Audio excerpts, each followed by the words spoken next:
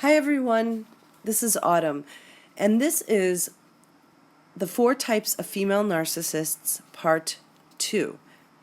In part 1, I covered the 4 general types and discussed the female somatic narcissist and part of the antisocial female narcissist. I just want to say that there is a stereotype out there that the majority of narcissists are male. And I don't believe that. I believe that there are just as many, if not more, female narcissists out there. And that female narcissists are engaging in narcissistic abuse to the people in their lives, especially their partners, their husbands and boyfriends, just as significantly as do male narcissists, except that the way that they express the abuse and they express their narcissism is different. And so it becomes a little bit more either looked at in society as sympathetic, or it's looked at as dismissed as though, oh, she's just hormonal, she's just crazy. And it makes men less able to call the abuse and call the personality disorder what it is.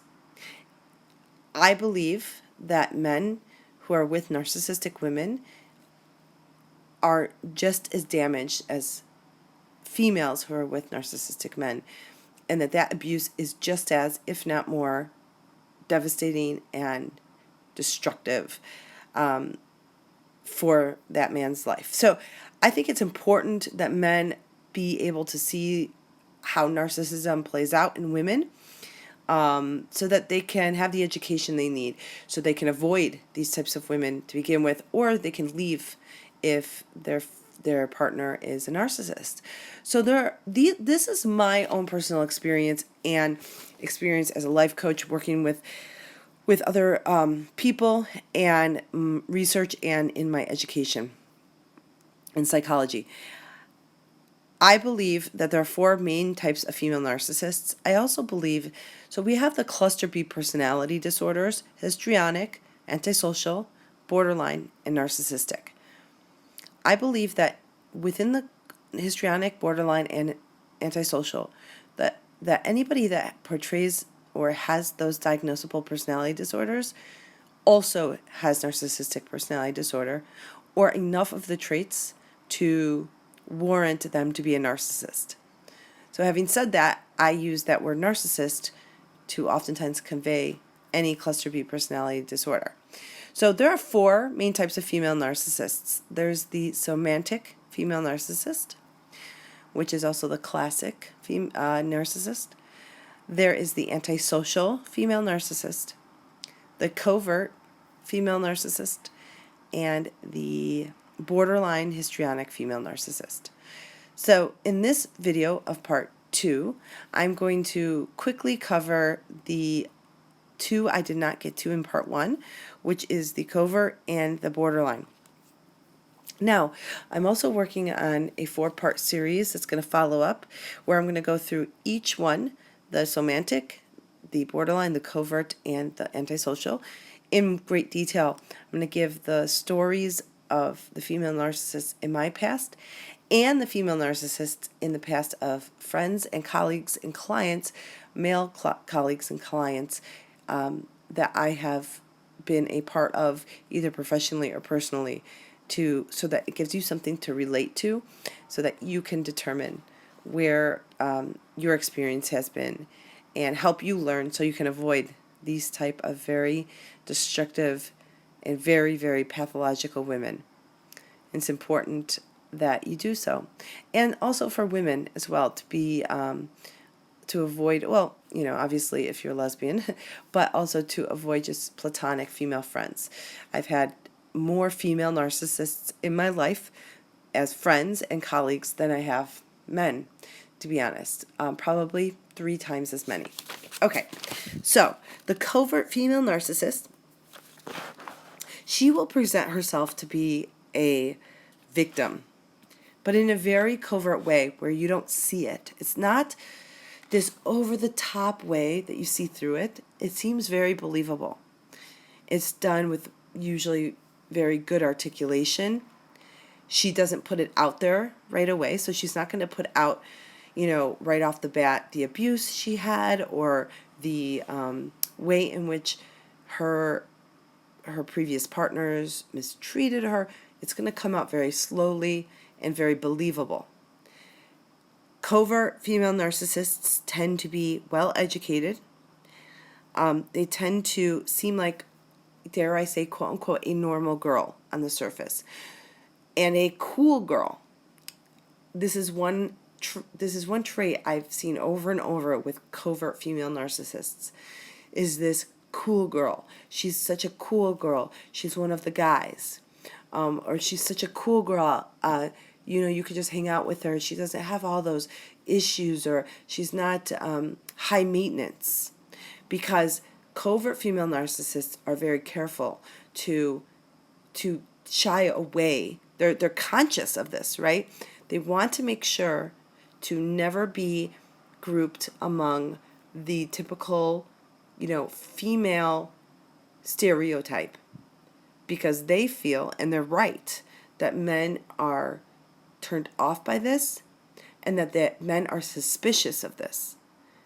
Because when you look at, let's say, the somatic female narcissist, that's the classic narcissist, and they will be so over the top and so obvious about their agenda, and so girly and so dramatic, and everything's so obvious. So the covert female narcissist is very consciously making a choice to not present herself in that way. So she's going to be the cool girl. She's going to be kind of that, I'm the salt of the earth, very laid back, easy to get along with, easy to talk to. She initially, and by initially I mean until you really get to know her and until the mask starts to slip, she's going to be like this. So it's going to be a long time before you really start to see it, all of the trueness of who she is. And I don't mean a couple of weeks of dating. I mean months, or even some people years, for however long she can keep the mask on. Women just tend to be better at at manipulation. I believe that women are better at manipulation and can keep the mask on longer, because just the way that female brains operate, they're more capable of multitasking. So manipulation often requires multitasking, and that's a whole nother topic to discuss. But so female covert narcissists, you'll see this kind of salt of the earth. They're very cool. They're not a typical girl. They seem very low maintenance. Like when you meet a covert female narcissist, you will be shocked and awed. Like, it seems like too good to be true. She's just so not that typical, girl. She doesn't have any of the annoying traits that the average guy, gets annoyed by with a girl. And this is because she's purposely doing this in order to go way overboard to make sure not to alert guys and to get guys to trust them and want to be around them a lot. She definitely draws guys in to want to hang out a lot by making it very easy to hang out. Until the mask starts to slip with covert female narcissists, you're going to have no drama. She's going to be totally agreeable. She's going to minimize everything.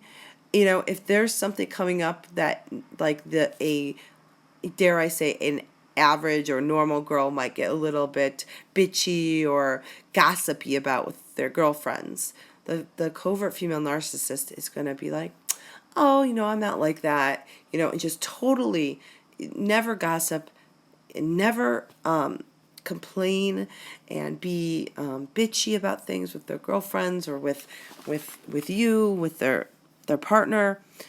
And they do this purposely to really, get you to trust them and to want to spend a lot of time with them. And again, they are usually very well spoken and educated.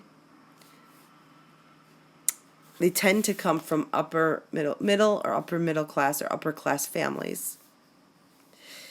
And they will appear very like caring and thoughtful, and that will continue until you realize that she has an agenda or an angle for everything that she's doing.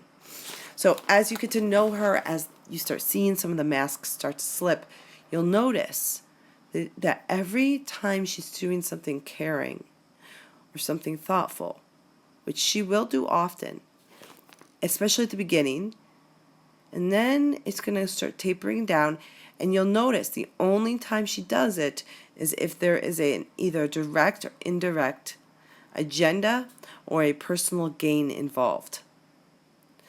So if you're wondering, are you with a covert narcissist, female narcissist, and you're actively with her, look and see. Is every time she does something thoughtful, every time she does something caring, is there something in it for her or some agenda? An hour later or the next day, she's asking you for something even bigger than what she did for her. Covert narcissists tend to do all of the standard narcissistic abuse tactics, like crazy making behaviors, but it's all very covert. So gaslighting. One thing that covert female narcissists are great at, unfortunately, masters at manipulation, in terms of redefining words, what words mean. They're great at semantics. They're great at changing what they said around to mean something different in order to change the agenda of what they said. And that's kind of complicated. What I mean is they're great at saying something that clearly means one thing, and then later when you react on that, they're very good at saying, that's not what I meant, and redefining the whole thing as though you're the crazy one, or you're the one who's looking into everything the wrong way. You're the one who's overreacting. Again, covert narcissists don't take blame because they're covert. They are not to blame. They can't let go of this covert, and they will not let anyone see into their selfish behaviors, even though their whole life is ruled by this. So a covert female narcissist will, and this goes to even with their friends, they will never take the blame. It will always be your fault. However, this is the caveat with them, because they're usually educated enough and aware enough of their game of keeping covert and keeping under the radar, they often will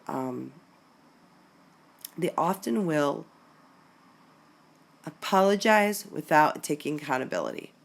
So these are the type of women that will say things like, I'm sorry you feel hurt, or I'm sorry that you misunderstood what I said. They won't say, I'm sorry for what I did, I won't do it again, I feel bad that you feel this way, I'm bad that I hurt. No. They will apologize because they know they have to take some ownership in order to get what they want eventually and to keep you around, right? But they're not going to assume blame, because to them they are never to blame and you are always to blame. So that's a big sign to look for with covert female narcissists. If they say, I'm sorry, like if something happens and let's say they do something, they freak out for look, it's never okay to scream and swear and call someone names and throw things and throw things at a person. So let's say your partner does that and she was clearly in the wrong, and she should take ownership and apologize, and she should be, articulating how she knows she was wrong. She should be articulating how she's going to change it and blah, blah, blah, blah, blah. But instead, a covert female narcissist is going to say, well, I'm sorry that you are hurt. I'm sorry that you feel like I was wrong. These kind of semantic type of things. In the next videos series, where I go over covert narcissists in detail, I'm going to relate a whole bunch of stories that I have that can help you better understand them. So the next one in this series is the borderline female narcissist. And the borderline female narcissist oftentimes is, say this in a, I don't believe in political correctness when it comes to psychology, so I'm not going to be politically correct about this, but I want to say this in a delicate way. Borderline female narcissists tend to be from lower socioeconomic families and communities in societies. They tend to have lower levels of education. They tend to be in kind of more dysfunctional. Look, people can grow up in dysfunctional families at all socioeconomic levels, and they do, but they have more of a unstructured, should I say, community and family growing up, because poorer communities tend to be more unstructured with poorer school systems. The community itself, if you have ever spent time, which I have, of doing volunteer work in psychology as a therapist and also in education, the community itself is very dysfunctional and unstructured. And then also the family unit. They tend to be victims of abuse themselves when they were younger, but they will take that abuse and they will just run with it. They will oftentimes exaggerate it. They will use it as an excuse for everything. So female borderline narcissists present with borderline traits of being so fearful of abandonment. But again, this fear of abandonment is all narcissistically based. It's about them being abandoned. This has nothing to do with you or their love for you or them caring about you. Quite frankly, you could be anybody, and that's the next point. When it comes to especially the female borderline narcissist, who they are with matters not. This is why you'll see certain women that are super, super good looking with very unattractive men that have no jobs or, don't offer anything. You go, how the heck did this woman end up with this man? And often you will find they are borderline female narcissists, because they just want anyone. It does not matter who. They will take anybody. So if you are with one, just know that you happen to be the first guy in that period while they were single that liked them, because they will take the first guy. And if they're in another relationship and let's say they meet another guy, they will choose whatever guy puts in more effort and gives them more adulation and more attention. It's that simple. Borderlines fear abandonment, and they will go to great lengths to prevent it, so much so that they are very infamous for accidentally on purpose getting pregnant to hook men in. They will do very wild behaviors of trying to hurt themselves or acting rather like they're going to. They will set up circumstances to try to get men to stay in their lives or get their partner to stay, and if they're gay, their female partner, or their friends even.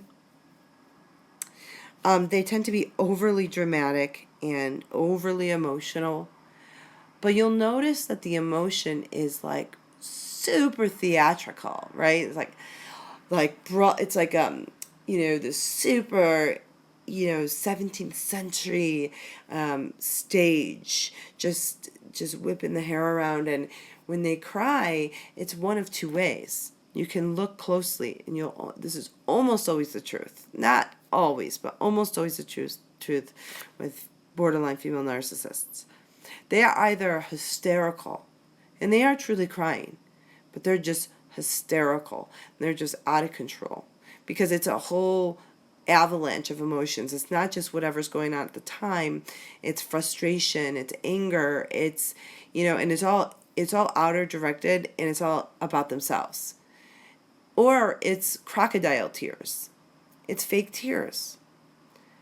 They've grown up, and as adults they've learned that if they cry they get what they want, like child. And they're very much childlike, and developmentally they probably are actually stuck at a very childlike developmental stage.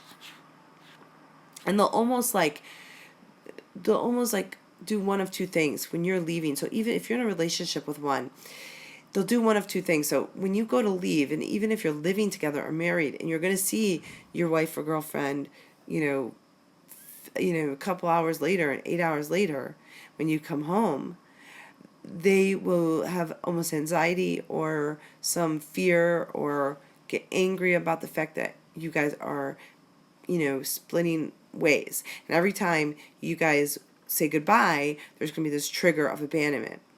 And they're going to do one of two things. They're either going to start a fight. This is a classic psychological move. Start a fight about something, because this makes parting easier, because it makes them angry and not like you or feel like they love you, okay? Or they're going to become like a child, clinging on. Have you ever seen like a child doesn't want their mom to leave? And they sit on the mom's foot, right? And then they wrap their legs and arms around the mom's legs. So when the mom walks, the child's being carried with every step on the foot and the leg. That's what she's going to do. She's going to almost like attach herself to you, kicking and screaming, either literally or metaphorically. And again, these borderline female narcs, you'll see date losers, quote unquote. They'll date down because they just want anyone. And they put on huge emotional displays of crying. They always want to control the situation. They want to control their partner. Everything is about control to them, because control equals safety. Controlling you means you're not going to leave, because they can control you from leaving or not leaving. And they tend to use the abuse from their past, as a tool to get what they want, as a tool to justify their behavior. And this is the very typical I hate you, don't leave me type of borderline woman. So anything that goes wrong, any little fight, it could be about the smallest thing, she's going to turn it into something huge, and it's going to turn into I hate you, I hate you, I hate you. You're the worst husband in the world. You're the worst boyfriend in the world. I hate you. And then as soon as you go to walk out the door and say, I'm not going to listen to this. I'm not going to take your abuse. This is horrible. She's going to freak out and say, don't leave, don't leave, don't leave. Okay, so I've covered the last two in the 4 types of female narcissists. And look out for my next 4 videos where I'm going to discuss at length with personal examples that I've personally witnessed myself through female narcissist friends, through partners, wives, and girlfriends of close male friends, and of clients.